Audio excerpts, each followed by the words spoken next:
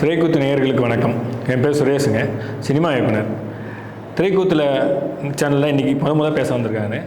ரொம்ப சந்தோஷமாக இருக்குது. சினிமாவில் இருக்கனால சினிமாவை பற்றி பேசணும்னு உங்கள்கிட்ட பகிர்ந்துக்கணும்னு ஆசைப்பட்றேன்.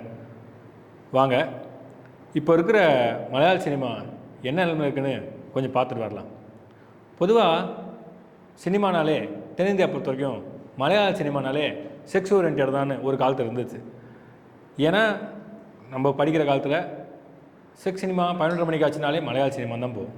ஸோ அந்த அளவுக்கு மலையாள சினிமா வந்து பெண்கள் வந்து பாலியல் ரீதியாக படங்கள் எடுத்தது ஒரு வேர்ல்டு ஃபேமஸாக இருந்தது. ஆனால் இந்த மாதிரி படங்களை ஒரு காலத்தை பேன் பண்ணிச்சு. யார் பேன் பண்ணான்னு உங்களுக்கே தெரியும். பெரிய பெரிய நடிகர்கள் தான். இன்றைக்கி உச்சாணி கும்பலில் இருக்கிற நடிகர்கள், மோகன்லாலாக இருக்கட்டும், மம்புட்டியாக இருக்கட்டும், குஞ்சா கோபன், இவங்கெல்லாம் சேர்ந்து ஒரு நடிகையோட படத்தை பேன் பண்ணும் அப்படின்னு திரையுலகத்து பெரிய பிரச்சனை பண்ணாங்க. பேனும் பண்ணிட்டாங்க. அந்த நடிகர்கள் படமும் வராமல் போயிடுச்சு. ஏன்னா இவங்களோட படங்கள் ஓடாமல் போனதுக்கு காரணம் அவங்களோட படங்கள் தான், அந்த நடிகையோட படம் தான் அப்படின்னு சொல்லிட்டு ஒரு காலத்தை போராட்டம் பண்ணி அந்த படங்களை பேன் பண்ணாங்க. அந்த படங்கள் பேன் பண்ணி அவங்க நடிக்கையும் இல்லை, அந்த மாதிரி படங்கள் வரதும் இல்லை. ஆனால் இப்போ இருக்க பார்த்தா அவங்கனாச்சும் திரையில் பண்ணாங்க.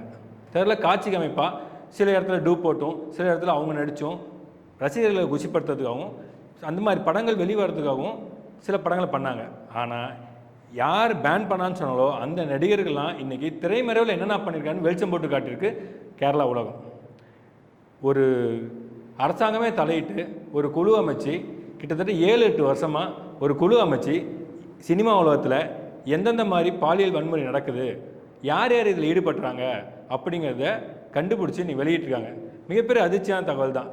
ஏன்னா ஒரு காலத்தில் அந்த நடிகை பண்ண படங்கள்லாம் ஆபாசமாகவும் அசிங்கமாக இருக்குது, சினிமா உலகத்துக்கே, மலையாள சினிமா உலகத்துக்கே கேவலமாக இருக்குது அப்படின்னு கொடிபிடிச்ச நடிகர்கள் தான் அந்த மாதிரி பாலியல் குற்றங்களுக்கு உறுதுணையாக இருந்திருக்காங்கன்னு எனக்கு தெரிய வந்திருக்கு. இதில் என்ன கொடுமைன்னா, தமிழ் சினிமா இல்லை, மலையாள சினிமா பொறுத்த வரைக்குமே, தமிழ் சினிமாவிலே அங்கங்கே மீட்டு அப்படின்னு வந்தது, ஆனால் அடங்கிடுச்சு. ஆனால் மலையாள சினிமா பொறுத்த வரைக்கும் இந்த மீட்டுங்கிறது மிகப்பெரிய பிரச்சனை வெடிச்சிருக்கு. இதில் அரசாங்கமும் உள்ளே பூந்துருக்கு. ஒரு கமிட்டி அமைச்சு இந்த மீட்டுக்கான விஷயம் என்னன்னு ஆராய்ச்சி பண்ணியிருக்காங்க. 7 வருஷமாக கிட்டத்தட்ட இந்த விஷயத்தை ஆராய்ச்சி பண்ணி இந்தந்த நடிகர்கள் இந்தந்த நடிகைகளை பாலியல் துன்புறுத்தல் பண்ணியிருக்காங்க. ஏன்னா ஒரு படத்தை கமிட் பண்ணும்போதே முதல்ல அவங்க பேசுகிறது வந்து கமிட்மெண்ட்டு தான், அக்ரிமெண்ட் கிடையாது, பெட்ரூம் கூப்பிட்றது தான். ஸோ இது வந்து எல்லா சினிமா உலகத்துலையும் இருக்குங்கிறாங்க. ஆனால் மலையாள சினிமா உலகத்தில் இன்றைக்கி வெட்ட வெளிச்சமாக இருக்கிறது அதிர்ச்சியாக இருந்தாலும் இந்த மாதிரி விஷயங்கள் வெளியே வந்தது தான் பொதுமக்களுக்கு ஒரு சினிமா பற்றின புரிதல் உண்டாகும் அப்படிங்கிறது நான் நினைக்கிறேன். இப்போ எடுத்துக்கிட்டிங்கன்னா, ஒரு மலையாள படத்தில் கமிட் பண்ணுறாங்க ஒரு நடிகையை. அந்த நடிகை முதல் நடிக்கிறாங்களா, நல்லா நடிக்கிறாங்களா, அவங்க அந்த கேரக்டருக்கு ஓகேவா அப்படின்னு பார்க்கறதில்ல. முதல்ல அட்ஜஸ்ட்மெண்ட் கேட்குறாங்க. அது டைரக்டர் ஆகட்டும், தயாரிப்பாளர் இருக்கட்டும். இது வந்து சினிமா உலகத்துக்கு பொதுவானது அப்படின்னு நிறைய பேர் நம்பிட்டு இருக்காங்க. அப்படி கிடையாது. இதே சினிமா உலகத்தில், அதே மலையாள படத்தில் இருக்கட்டும், தமிழ் படத்தில் இருக்கட்டும், ஒழுக்கமான இயக்குநர்களும் இருக்காங்க, ஒழுக்கமான நடிகைகளும் இருக்காங்க. எல்லா நடிகைகளையும் பற்றியும் எல்லா இயக்குனர் பற்றியும் தப்பு சொல்லாங்க. ஆனால் குறிப்பிட்ட இந்த மாதிரி கம்பல் பண்ணி தன்னோட கமிட்மெண்ட்டுக்கும் ஒத்துழைக்கிற நடிகைகளை மட்டுமே அவங்க வந்து பெரிய நடிகை ஆக்கணும்னு ஆசைப்பட்றாங்க. பெரிய நடிகை ஆக்கணும்னு ஆசைப்பட்டு அவங்க வாழ்க்கையை நாசமாக்குறாங்க. இந்த மாதிரி விஷயங்களை வந்து பொதுமக்கள் தயவுசெய்து கண்டிக்கணும். இதுக்கு இந்த மாதிரி மீட்டுக்கு பொதுமக்களும் ஆதரவு தெரிவிக்கணுங்க. ஏன்னா சினிமா நடிகைனாலே பொதுமக்கள் வந்து ஒரு மாதிரியாக தான் பார்க்குறாங்க. அந்த பார்வை மாறணும். ஏன்னா இப்போ பெண்கள் வந்து எல்லா துறையிலும் வந்துட்டாங்க. சினிமாவில் இருக்க மட்டும்தான் பெண்கள் தான் தப்பு பண்ணுறாங்க கிடையாது, அவங்க மட்டும்தான் அரஸ்மெண்ட் நடக்கிறதுன்னு கிடையாது. எல்லா துறையிலையும் வந்து பெண்கள்னாலே ஒரு பார்வை இருக்குது. அந்த பார்வை மாறணும் தான் எல்லா பொதுமக்களும் நினைக்கிறாங்க. என்னோடய பார்வையும் அதுதான். ஏன்னா இப்போ எதுக்கு இதை இப்போ இந்த மலையாளத்தில் நடக்கிற மீட்டு பற்றி பேச வந்திருக்கேன்னா, உங்களுக்கு இதெல்லாம் தெரியணும். சினிமாவில் வந்து இன்றைக்கி நிறைய பெண்கள் விருப்பப்பட்டு வராங்க. ஒரு கலைக்கு தன்னோட ஈடுபாட்டோடு வராங்க. அவங்கள வந்து நடிக்க விடாமல் பாலியல் வன்முறைக்கு உண்டாக்கி கமிட்மெண்ட் ஆளாக்கி அவங்கள காணாமல் அடிச்சிடறாங்க. இந்த மாதிரி ஒரு குழு தமிழ்லேயும் அமைக்கணும்னு கவர்மெண்ட் முடிவு எடுக்கணும்னு நான் ஆசைப்பட்றேன். ஏன்னா அப்போ தான் இங்கே இருக்க மீட்டும் நம்ம வந்து மீட்டுலேருந்து பெண்கள் மீட்க முடியும்னு ஆசைப்பட்றேன். ஏன்னா இங்கே நிறைய பேர் மீட்டு கொண்டாந்தாங்க ஒருத்தர் கவிஞர் மேலே. ஆனால் இன்றைக்கி அந்த கவிஞரை வந்து நிறையா மேடைகளை வந்து சிறப்பு தினம் கூப்பிட்றாங்க. ஸோ அது அவர் மேலே புகார் உண்மையாக இல்லையான்னு தெரியல. ஆனால் அவரும் வந்து மேடைகளை கூட்டி விழா கொண்டதுனால அந்த மாதிரி ஒரு பாலியல் துன்பத்திற்கு அவங்க மேலே புகார் கொடுத்த ஆளை வந்து இந்த சமுதாயம் அங்கீகரிக்கிற மாதிரி தான் ஆகுது.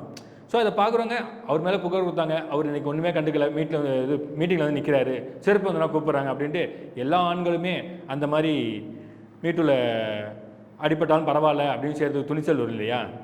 இது இப்போ இன்னொரு விஷயம் சொல்கிறேன், மீட்டுன்னு சொல்கிறீங்க, ஆண்களை மட்டும்தான் பெண்கள் பாலியல் பலாத்காரம் பண்ணுறாங்க அப்படிங்கிற விஷயம் இருக்குது. ஆனால் இன்னும் சினிமாலையும் மற்ற இடத்துலையும் பெண் தயாரிப்பாளர் இருக்காங்க இல்லையா, அவங்க வந்து இளம் கதாநாயகர்களாக வர்றவங்கள்ட்டையும் அட்ஜஸ்ட்மெண்ட் கேட்குறாங்க. இதுவும் ஒரு விதத்தில் ஆண் மீட்டு தான், இதுவும் தப்பு தான். ஏன்னா எப்படி ஒரு ஆண் தயாரிப்பாளர் ஒரு பெண்ணை வந்து நடிக்கனா நீ என்று அட்ஜஸ்ட்மெண்ட் பண்ணணுன்னு சொல்கிறாங்களோ, அதே மாதிரி பெண் தயாரிப்பாளர்கள் புதுசாக வர இளம் ஆண்கள் கதாநாயகர்களிடம் வந்து என்னை அட்ஜஸ்ட்மெண்ட் பண்ணு அப்படிங்கிறாங்க.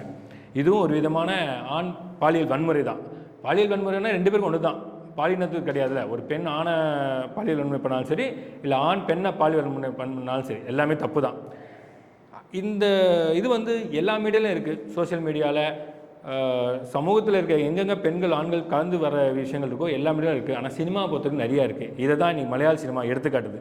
மலையாள சினிமாவுக்கு இன்றைக்கி வெளிச்சம் போட்டு காட்டிட்டாங்க, மற்றபடி தமிழ், தெலுங்கு, கன்னடம், ஹிந்தி எல்லாத்தையும் இருக்குது. ஸோ இதை வந்து நம்ம தான் வந்து திருந்தணும். இல்லை பெண்கள் வந்து அட்ஜஸ்ட்மெண்ட்டுக்கு ஒத்துக்க மாட்டேன், என்னோடய கலைத்திறமைக்கு வாய்ப்பு கொடுங்கன்னு சொல்லிட்டு போராட்டம் பண்ணணும். அட்ஜஸ்ட்மெண்ட் பண்ணி தான் நடிக்கணும்னு அவசியம் இல்லை இல்லையா? ஸோ அட்ஜஸ்ட்மெண்ட் பண்ணும்போது தைரியமாக வெளில வந்து சொல்லணும். தைரியமாக வெளில வந்து சொன்னால் தான் இந்த மாதிரி மீட்டுக்கு பாதிக்கப்படுற பெண்கள் தைரியமாக வெளில வந்து சொல்லும் போது தான் ஆண்கள் கொஞ்சம் அடக்கி வாசிப்பாங்க. சினிமா உலகம் நல்லா இருக்கணும்னு நான் ஆசைப்பட்றேன். என்ன மக்களே, நீங்களும் சினிமா உலகம் நல்லா இருக்கணும், பெண்கள் பாதிக்கப்படுறதுன்னு நினைப்பீங்க. இந்த மாதிரி ஒவ்வொரு காலகட்டத்துலேயும் ஒவ்வொரு விஷயம் வெடிச்சு தான் இருக்குது. பொதுவாக சொல்லப்போனால் இந்த வன்முறை, பாலியல் வன்முறை எல்லா காலத்துலையும் இருக்குது. இன்னுமே இந்த வன்முறை பாலியல் நடக்காமல் பார்த்துக்கிறதுக்கு முயற்சி எடுப்போம். எங்களோட முயற்சிகளுக்கு நீங்கள் ஆதரவு கொடுக்கணும் வேண்டிக்கிறேன். நன்றி, வணக்கம்.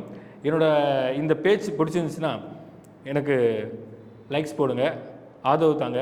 இந்த மாதிரி சினிமா நியூஸில் வந்து நிறையா நான் பேசணும்னு ஆசைப்பட்றேன், உங்கள்கிட்ட பகிர்ந்துக்கணும்னு ஆசைப்பட்றேன்.